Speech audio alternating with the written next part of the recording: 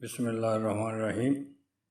ہمارا آج کا موضوع ہے تمام علوم ایک کتاب میں۔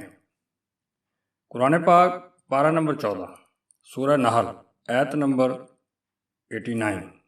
اور اس دن کو یاد کرو جس دن ہر امت میں ایک گواہ انہی میں سے اٹھائیں گے کہ ان پر گواہی دے، اور اے حبیب صلی اللہ علیہ وسلم آپ کو ان سب پر گواہ بنا کر لائیں گے، اور ہم نے آپ پر ایسی کتاب نازل کی ہے اس میں ہر چیز کا بیان مفصل یعنی تفصیل سے ہے، اور مسلمانوں کے لیے ہدایت اور رحمت اور بشارت ہے۔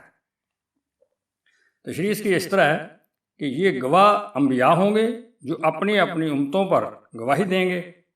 ترمذی شریف کے حدیث میں ہے، سید عالم صلی اللہ علیہ وسلم نے پیش آنے والے فتنوں کی خبر دی۔ صحابہ کرام نے خلاص یعنی ان سے بچنے کا طریقہ دریافت کیا تو قیامت تک کے لیے رہنمائی فرمایا اللہ کی کتاب یعنی قرآن مجید میں تم سے پہلے واقعات کی بھی خبر ہے، تم سے بعد کے واقعات کی بھی، اور تمہارے مابین کا بھی علم بھی۔ اب طالب علم میری بات غور سے سنیں۔ حضرت ابن مسعود رضی اللہ تعالیٰ عنہ سے مروی ہے، جو شخص علم چاہے وہ قرآن کو لازم کر لے، اس میں اولین و آخرین کی خبریں ہیں۔ ابو بکر بن مجاہد نے فرمایا کہ کائنات میں کوئی چیز ایسی نہیں جو قرآن پاک میں مذکور نہ ہو، یعنی قیامت تک ہر چیز کا ذکر ہے۔ ابن ابو الفضل نے کہا کہ اولین و آخرین کے تمام علوم قرآن پاک میں ہیں۔ یہ کتاب جامع ہے، جمع تمام علوم کی۔ بات دراصل یہ ہے کہ جس کسی کو اس کا جتنا علم ملا اتنا ہی جانتا ہے۔ جیسے چونٹی جب ہاتھی کے کان پر ہوتی ہے تو اس کان ہی کو ہاتھی سمجھتی ہے، اس کی اتنی ہی نظر ہوتی ہے۔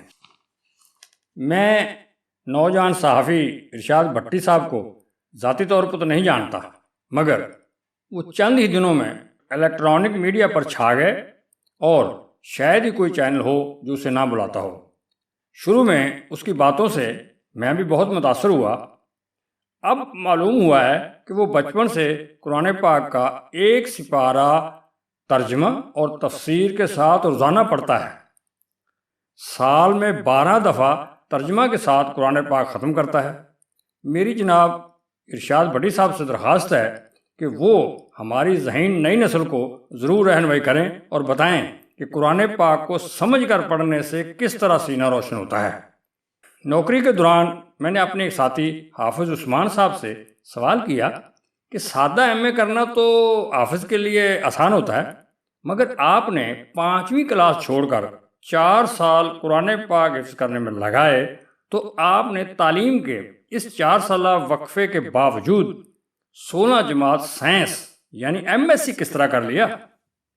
تو انہوں نے بتایا کہ قرآن پاک حفظ کرنے کے بعد جب میں انگلش میڈیم اسکول میں داخل ہوا تو میں خود حیران رہ گیا کہ کتاب کو ایک دفعہ پڑھتا تو مجھے زبانی یاد ہو جاتی، لہٰذا مجھے matric, F S C, B S C اور ایم ایس سی تک کوئی دقت نہیں ہوئی۔ تقریباً 20 سال پہلے مجھے ایک دوست نے بتایا کہ آج میں نے اپنی زندگی کی عجیب و غریب شادی دیکھی۔ ایک ہوٹل کا ہال سجایا گیا، اس کے چاروں طرف سیکورٹی لگا دی گئی، کسی کو بھی اندر جانے کی اجازت نہیں تھی۔ پہلے دلہن اور اس کے چند رشتہ دار پہنچے تو لیڈیز پولیس انہوں نے واک تھرو گیٹ سے گزارنے کے بعد ان کی تلاشی لی، پرس تک چیک کیے گئے۔ اس کے بعد سخت سیکورٹی میں دلہا اور اس کے رشتہ دار آئے تو انہیں بھی سخت سیکورٹی سے گزارا گیا۔ نکاح ہوا، کھانا ہوا، اور فوراً وہاں سے دلہا دلہن کو سیکورٹی کے حصار میں ہیلی کاپٹر میں بٹھا دیا گیا۔ بعد میں دوسرے دن اس پرسرار شادی کی تفصیلات سامنے آئیں تو میں اللہ تعالیٰ کی شان پر منہ میں انگلی دبائے یہ سوچ رہا تھا کہ کاش ہم مسلمان قرآن کو سمجھیں۔ دراصل دلہا قرآن پاک کا حافظ تھا، اور اس نے ایم ایس سی کرنے کے بعد فزکس میں پی ایچ ڈی امریکہ سے کی تھی۔ کئی سال پہلے اسے امریکہ میں ہی National Aeronautics and Space Administration جسے ہم ناسا کہتے ہیں، انہوں نے اپنے ہاں ملازم رکھ لیا۔ جو کہ خلائی تحقیق کا دنیا میں سب سے بڑا ادارہ ہے، وہ حافظ صاحب سے ساتوں آسمانوں کے بارے میں قرآن پاک سے رہنمائی لیتے ہیں۔ مجھے یاد نہیں، شاید مریخ تک کی رسائی میں بھی حافظ صاحب کا ہی ہاتھ ہو۔ قرآن پاک کے متعلق سید انیس جیلانی جیسے ادیب نے بھی کیا خوب تبصرہ کیا ہے۔ لکھتے ہیں، سچی بات یہ ہے کہ سب سے مزے کی کتاب قرآن ہی ہے۔ لگی لپٹی رکھے بغیر اگر کسی نے لکھا ہے تو کاتب تقدیر نے، کوئی تکلف، کوئی تصنع یعنی بناوٹ نہیں، درخت کو پلنگ اور کرسی کو جھاڑو نہیں بتایا گیا۔ کوئی پاکستانی اگر بے خیالی میں بھی ترجمے کے ساتھ پڑھ ڈالے ایک ہی باری تو مسلمان ہو جائے۔ اس میں پوری انسانی تہذیب و ثقافت ہی نہیں، تاریخ بھی بھری پڑی ہے۔ زندگی گزارنے کے گر الگ، یہ کتاب حرف آخر ہے۔ حضرت ابن مسعود رضی اللہ عنہ نے فرمایا کہ قرآن خوب پڑھو اس سے پہلے کہ قرآن پاک اٹھا لیا جائے، کیونکہ قیامت قائم نہ ہوگی جب تک کہ قرآن پاک نہ اٹھایا جائے۔ یہ بات بھی یاد رکھیں کہ قرآن پاک بلاغت اور حسن نظم و ترتیب اور علوم غیبیہ و معارف الہیہ کا خزانہ ہے۔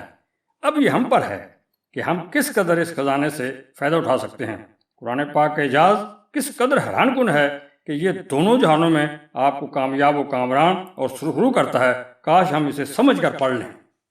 میری ذہین نئی نسل سے گزارش ہے کہ اگر آپ دنیا میں نام پیدا کرنا چاہتے ہیں، یا ڈاکٹر، انجینئر، وکیل، بینکار، صحافی، فوجی افسر، پولیس افسر، استاد، professor, bureaucrat, auditor, business man, travel agent, event manager, anchor, blogger, social media manager, business leader, لکھاری، ایتھلیٹ، تیراک، کھلاڑی، امام، مفتی، سوشل ورکر، پالیسی میکر، تاریخ دان، پروڈیوسر، ماہر اسرار کریمہ، سیاسی دفاعی تجزیہ نگار، ایڈیٹر، محقق، سائنسدان، جج، coach, mentor, public speaker, pilot, surgeon, tax ماہر، عمارتیں بنانے کا ماہر، سیاستدان، شاعر، ادیب، کمپیوٹر ماہر، موبائل فون ماہر، انفارمیشن ٹیکنالوجی اسپیشلسٹ یا آئی ٹی سیکورٹی اسپیشلسٹ بننا چاہتے ہیں تو کیا کریں؟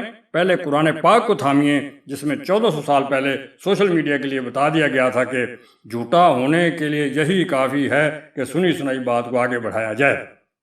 میں تو خود سوچ رہا ہوں کہ سب چھوڑ کر قرآن پاک سے ہی رائج میں لوں اور اللہ کی مخلوق کی دعائیں حاصل کرنے کے لیے ویڈیوز بناتا رہوں۔ اللہ تعالی ہمیں قرآن پاک کو سمجھ کر پڑھنے، سمجھنے اور اس پر عمل کرنے کی توفیق عطا فرمائے۔ آمین۔ جزاک اللہ، فی امان اللہ۔ السلام علیکم ورحمۃ اللہ۔